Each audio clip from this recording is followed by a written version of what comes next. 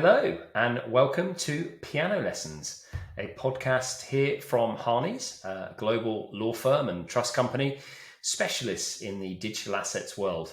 My name is Philip Graham, Global Head of the Investment Funds, Regulatory and Digital Assets team, joined here today by my colleague and expert at all things crypto, Marc Piano. Marc, welcome. Hi, Phil. Great to be with you and really looking forward to being a part of this. Really exciting podcast launch from us at Harneys. Felt it was really important we gave back as much as anything. There is so much sort of mystery in and around the offshore space. There is so much mystery in and around the digital asset space. We want to try and solve both of them, two birds, one stone, and we'll give it our best every week to try and bring some insight into what might be going on. It's really important to us to sort of break this into sections because I think when looking at how these podcasts are structured, we want to try and hear as much from you as you do want to hear from us. And so please do give us as much feedback as you can. Please pass on questions that Marc, clearly not me, will answer. And we can develop week by week, hopefully, a relationship with you as listeners that means that you're getting as much from it as we are. Now, the first section for us to look at, we're describing as a piano recital. No groans, please. There's going to be more of this, in which we sort of look at reciting some of the sort of current topics that are going on in the digital asset space. Marc, this is always an unbelievable list. And obviously for our first one, we could touch on a million things. We could look at the crypto price, and maybe we will a little bit later when we get to the questions. We could look at digital asset regulation in California. We could look at NFT marketplaces not honoring their contracts with their artists. There was a bank, I think it's Huntington Valley Bank, recently gave a loan facility to the MakerDAO.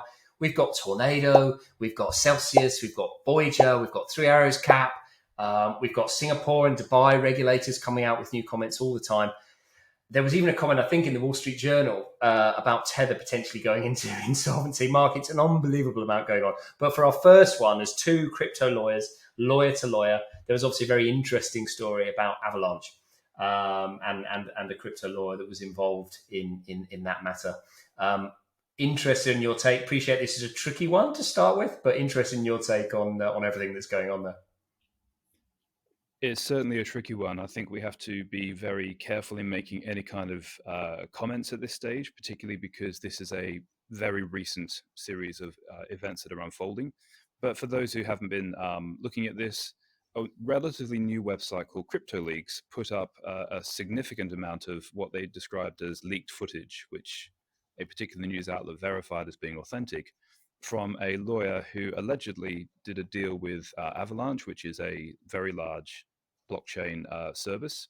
And as part of that, allegedly, they engaged in class action lawsuits against a wide range of other participants in the crypto space, ranging from Tether, Bitfinex, Binance, and a range of other providers.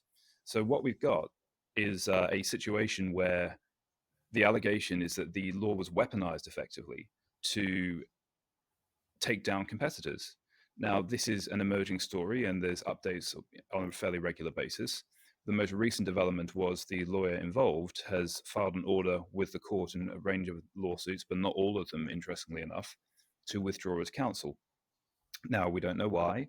We only are seeing this played out through certain media sources and commentary on Twitter through people either involved in the space or in some cases were involved in the companies which were counterparties to the lawsuits.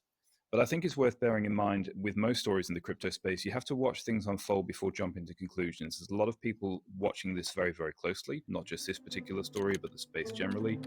And these range from governments, regulators, participants, some very, very, I like to call them sleuths. They're investigative and they look at things in a lot of detail. And so whatever happens, what we've seen in the last few months in particular is that any bad behavior will eventually come to light. It may require some remedying of previous actions, or it may have a bit of a fallout or change of consequences for particular parties.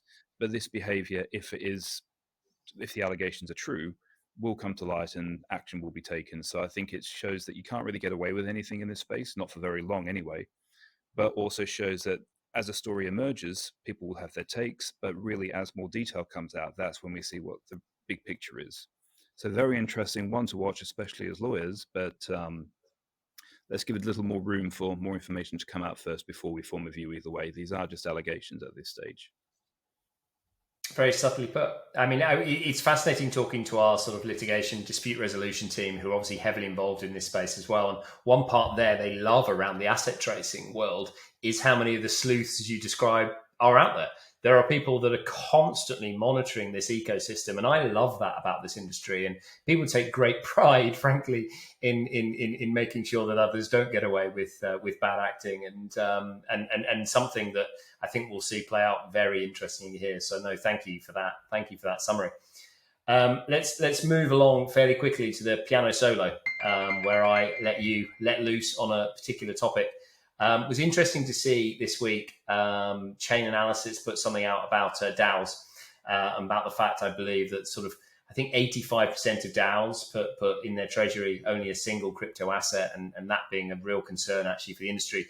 You and I have seen DAOs repeatedly over the last few years. It's one of the areas in which we're exceptionally busy at the moment, and really wanted to get your initial take. I know we're going to talk about DAOs a lot as this podcast series goes on, but what's your initial take on this world? And I know you're probably also about to correct me for one stupid mistake I've already made. Yeah, sorry, you've preempted me there. The term we're seeing a lot of in the industry at the moment is DAOs, or decentralized autonomous organizations. The terminology here, I'd argue, is incorrect, and I'll very briefly go into why. There's a blog post by Vitalik Buterin, who created the Ethereum blockchain, on his blog in 2014, blog.ethereum.org, where he draws a distinction between decentralized organizations and decentralized autonomous organizations, among many other topics covered. And a decentralized autonomous organization is effectively a living thing on the internet, which has humans on the edges, and it can manage its own assets and heavily relies on hiring individuals to perform certain tasks that the automaton itself can't do. Whereas a decentralized organization is a group of people who organize themselves with a relative degree of decentralization, but are still central to the decision-making process, whether it's over commonly held assets, which will refer back to your initial point in a moment, or decision-making. And what we're seeing at the moment is most of the organizations and many of our clients, they certainly aspire to decentralization. And I think, like with any startup, if you've got an idea in a project, you've got a small team to begin with. You have to maintain control over the vision and getting things off the ground and presenting a unified approach to customers and clients and financiers. And then as the project builds out, then they're going to be in a position to further decentralize and effectively move towards the goal of having an organization controlled by and for the benefit of its members. But at the moment, there's no autonomy. And that's just the reality of it. They're more akin to decentralized organizations rather than decentralized autonomous organizations. And even the level of decentralization is perhaps phased in rather than a day one activity. Rather than a day one feature. So it's a terminology point. I think DAOs are colloquial for this organization of people that manage assets collectively. The legal treatment is not settled. It depends on the jurisdiction you're in. And we do a lot of work putting in corporate structures which can support DAOs and their activities. But I think the term itself is perhaps a bit of a misnomer, but it's so commonly used now, there's no point railing against it. Anyway, going back to your chain analysis point, yes, it is an issue. And investment funds, which are regulated, and other financial services providers are required to have protection against this sort of thing. And at the moment, these organizations do not have those requirements. There's an emerging school of thought and series of developments in terms of how these organizations govern themselves internally and how they come up with these policies, if any. So we may see this be acknowledged and dealt with in certain ways. It might be policy, not necessarily in terms of a third-party insurance provider, but a capital insurance, self-insurance approach.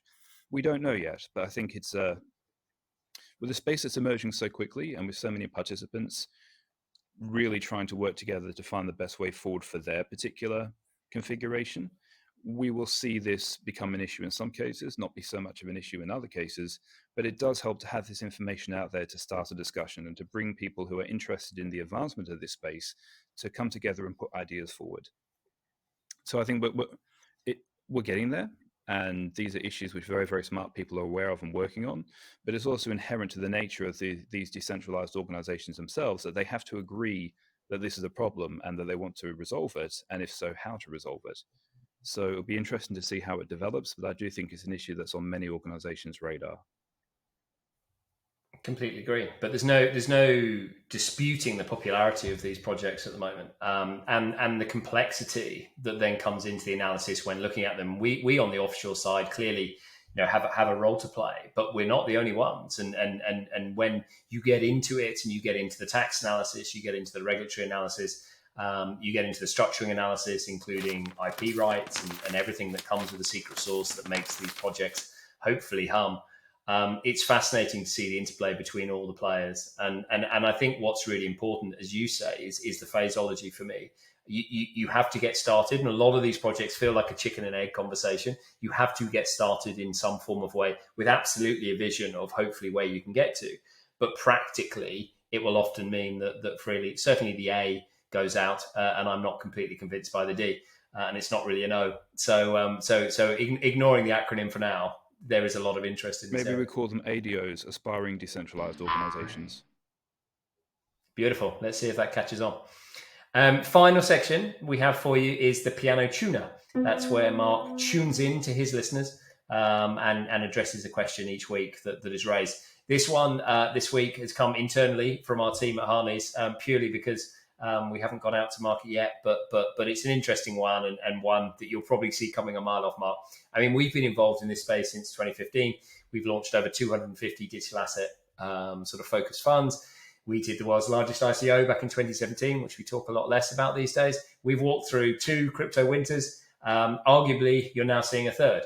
Arguably, you're now seeing a lot of commentators say that the price points are struggling. We may see even further sort of shakes. We have Bitcoin in and around 20 at the moment, and not quite sure where it's going. You have ETH doing all kinds of interesting things with the merge, and I know we'll talk about that coming up in a further podcast.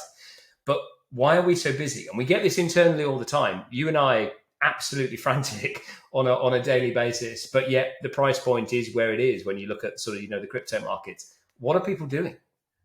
I think they're getting on with it. We have, as you said before, seen 2 crypto winters previously. We're seeing now a downturn, at least an external market focus on particular prices of particular assets. What we're seeing this time that appears to be different is builders who are focusing on a genuine innovative offering, something which has a sustainable business model behind it, and they want to get on and build it and deploy it. And this is not a short-term or intermediate-term cash grab. This is an adoption of the technology with a genuine use case, or there's a gap in the market or a niche to fill, and they're presenting a case which is attracting financing, okay, but potentially at slightly lower values than a few months ago. But there's a realization now, which I think was less certain in the previous crypto winters, that this technology is here to stay. It has genuine benefits and potential and application. And people who are building in this space are able to do so without fear of being subject to a complete lack of interest or abandonment as soon as the price drops again. I think in previous crypto winters, some people had uncertainty as to the future of the sector, whether these digital assets really had anything beyond their speculative value. But I think we're seeing now institutional adoption of the asset class. We're seeing the technology being adopted for real world use cases. We're seeing some of the potential environmental benefits being adopted. In some cases, these are byproducts of the process itself. And decentralized organizations, or DAOs, as they're colloquially called, they're continuing to form. We've had a wave of instructions in the last few weeks. We're continuing to build with our existing clients we've already launched these structures for, and they're on to the next phase of their projects. So I think separate to the price point of some of the more, shall we say, headline crypto assets, behind the scenes, it's quietly thriving. Crypto funds are still spinning up. We're still getting instructed on those. The corporate structures are becoming ever more complicated in terms of how they're structured and what they do, and the activities and what you can and can't do with a foundation company, executing on governance proposals, very large fundraising still, not necessarily the Wild West ICO days in terms of the sheer speed of it, but certainly capital from, in some cases, retail investors, in some cases, private, in some cases, funds and institutions who do see a long-term industry here. And I think that is going to drive continued adoption, continued building, and a market that's approaching maturity to an extent amidst a much more varied regulatory landscape than we saw a few years ago with the BVI, for example, and we'll be putting out an article on this later this week, published amended AML regulations, which brought certain virtual asset service providers within the BVI anti-money laundering requirements. It's the same in the Cayman Islands, same in other jurisdictions. the BVI will be implementing its own virtual asset laws separate to the AML regulations at some point this year or early next. Cayman has the same, and other jurisdictions have the same. There's a delicate needle to be threaded amongst lots of different laws and regulations, as you touched on before, tax advice, accounting advice. These are all things to consider for a business which is serious and wants to offer a long-term product and expand its offering and its client base. This is no longer a case of throwing up a website and a rough idea and earning lots of money anymore. This is building businesses with solutions that really do meet a need. And so we're seeing a development there. We're seeing a commitment from very serious players, not just on the financial side, but also in the technological and infrastructure side. I think this is here to stay. And so people who had that view are continuing to roll out these projects, notwithstanding the focus on volatility in the asset prices themselves. Absolutely agree. DeFi is thriving, and even those sort of, looking at the current price point will tell you there are some absolute bargains out there at the moment, and there are some people sort of vultures circling around them accordingly. I saw someone this weekend say that they were sort of lining up all of the NFTs that they were going to purchase if people forgot to change their ETH price, depending on the price movement. And it's fascinating to see the world in which we're operating.